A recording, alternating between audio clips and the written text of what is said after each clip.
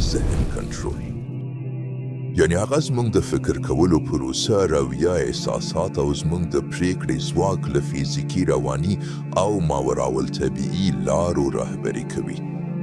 سره له دې د افرادو د تفکر د ځواک کمزوري کول په خپلواک او نیونکي شکل سره تر څو نوي افکار د هغه په ذهن کې ځای پر ځای او له امله یې د هغه رفتار، ارزښتونه او عقیده بدله کړي. او نن دا د وینو څښونکي د ایلومیناتي په نامه یادېږي. دوی هغه خلک دي چې بین المللي شرکتونه، دولتونه، بانکي سیستمونه او ټولې لارې چارې چې د ټولنې سرنوشت ټاکي دوی یې کنټرول کوي. او د نړۍ نفوس ته په کتو دوی په اقلیت کې دي. نو طرحه یې دا ده چې د نړۍ ټول خلک خپل فکري غلامان وګرځوي. او له دې لارې دوی وشي کولی لږکي په ډېریو کنټرول ولري. موږ یو څه ته تیاري کو. زموږ افکار د یو څه لپاره تیاروي او دا پیښه نه ده. او موږ بیچاره خلک هڅه کوو چې نړۍ ته وګورو او هڅه کوو چې پوه شو چې نړۍ کې څه روان دي. موږ وینو چې هر څه د یو نړیوال نظام پر لور حرکت کوي. د سیاسي افکارو کنټرول او لاسوهنه پکې د مانسوریانو لپاره یوه مهمه سلا د دولتونو او ملتونو د کنټرول په موخه ده. فراماسونریان پوهیږي چې د هغوی پلان د یو نړیوال دولت لپاره د انسان کنټرول ته اړ ده. نو د هغوی په لاره کې تر ټولو ستر ګواښ د یو خپلواکه فکر درلودل دي. او د دې لپاره چې دا ګواښ له خپلې لارې لرې کړي، نو هغوی پریکړه کړې چې د خلکو د ژوند ټول ابعاد کنټرول کړي تر څو ستاسو ژوند یې په کنټرول کې اوسي. دوهم د ټولنې تقسیمول. د بازار ویش یوه اقتصادي اصطلاح ده چې د مشتریانو ویش په ډول ډول ګروپونو د هغوی خصوصیاتو ته په کتو بیانوي. دا ډلې له هغه مشتریانو رامنځته شوي چې په یو شکل د بازار موندنې ستراتیژۍ ته غبرګون ښایي، او هغه مشتریان چې اړتیاوې، علایق او موقعیتونه یې سره یوسان دي. اوس زموږ په ټولنه کې همدا خبره هر څه سره اړخ لګوي. زموږ د ټولنې ممتازو خلکو موږ په مختلفو ډلو سره ویشلي یو او د هرې ډلې رهبرۍ لپاره یې ځانګړي پروګرامونه طرحه کړي دي. او دا ویش د خلکو توپیرو ته په کتو ترسره شوی دی. د هغوی جنسیت ته په کتو، د هغوی عمر ته په کتو، د هغوی د ژوند سټنډرډونو ته په کتو، د هغوی ملت او هیواد د هغوی اړتیاوو او علایقو ته په کتو، او د هغوی د پوهې سطحې ته په کتو. نو ټولنه یې ویشلې ده او خلک کنټرول کوي. او له کومې سلا چې ګټه اخلي هغه ستاسو کور کې ده، اوس مو آن جیبو کې ده. دا یو لامل لري. د همدې عمله د زده کړې سیستم خراب شوی او د همدې عمله به هیڅکله هم ښه نشي. په تمه مه اوسئ، ښه به نشي. هر څه چې لرئ پرې خوشحاله اوسئ، ځکه د دې هیواد خاوندان دا نه غواړي. زه د رښتینو صاحبانو په اړه خبرې کوم. سرمایه‌داره، لویان، هغه لوی پیسه‌داره تجاران چې د ټولنې ټول امور او پریکړې د یوې ټولنې کنټرول کوي. سیاستمداران هیر کوي. هغوی سیاستمداران پریخي تر څو تاسو فکر وکئ چې د ټاکنې حق لرئ، خو تاسو حق نه لرئ. تاسو حق نه لرئ، بلې تاسو مالکین لرئ. د مهمو هیوادونو مالکین دي. هغوی د ټولو سترو شرکتونو مالکین دي. هغوی له ډېره وخته د هیوادو صنع، کنګرې، کورونه او تالارونه اخیستي دي. هغوی سره سترې رسنۍ دي. نو ټول خبرونه او معلومات چې اورئ هغوی یې کنټرول کوي. هغوی هر کال میلیاردونه ډالر مصرفوي چې پروپاګند وکړي تر څو خپلو موخو ته پرې ورسېږي. موږ داسې نړۍ کې ژوند کوو چې دیوالونه لري او دا دیوالونه له عساکرو لخوا ساتل کیږي. موږ خلک وینو چې د فرامانسوریانو په اړه خبرې کوي، د ایلومیناتي اړوند، د نړیوالې بانکدارۍ اړوند، د زیانستانو اړوند، د فرازمینی هوښیاره موجوداتو اړوند. آن ځینې شیطان پرسته ګروپونه هم شته، د نوي عصر ادیان. نو که چیرته تاسو ورته پام وکړئ، دا ټولې ډلې په اصل کې یو ځواک ته عبادت کوي. که چیرته د دې ډلو لوړو سطحو ته لاړ شئ نو وینئ چې ټول یو ډول عبادت لري چې د رب لپاره نه دی.